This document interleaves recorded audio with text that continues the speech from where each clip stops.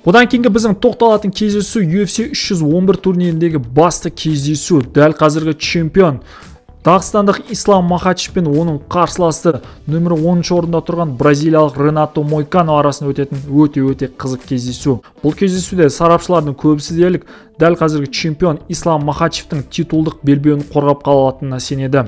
Біз білетіндей, Ислам Махачев өзінің соңғы кездесуінде UFC 302 турнирінде Дастин Порьені 5-ші раундта сабмишнмен жеңгенін білеміз. Ал Ренато Мойкано өзінің соңғы кездесуін өткен жылдың қыркүйек айының соңында UFC Парижде өткен Fight Night'та француздық Бенуа Сен-Дениді техникалық нокаутпен жеңгенін білеміз, достар.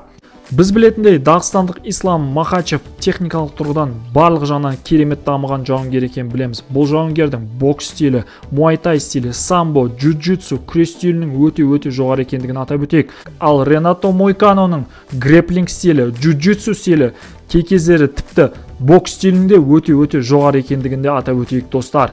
Менің ойымша, бұл кездесуде Ислам Махачев өзінің титулдық белбеуін қорғап қалуы тиіс. Менің ойымша, бұл кездесу техникалық нокаутпен болмаса сабмишнмен Ислам Махачевтің пайдасына шешілуі керек деп ойлаймын.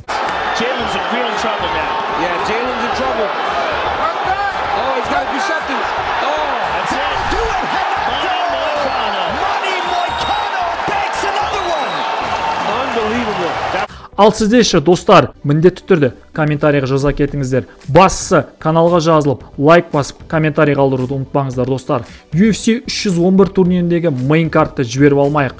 Келесі жолыққанша.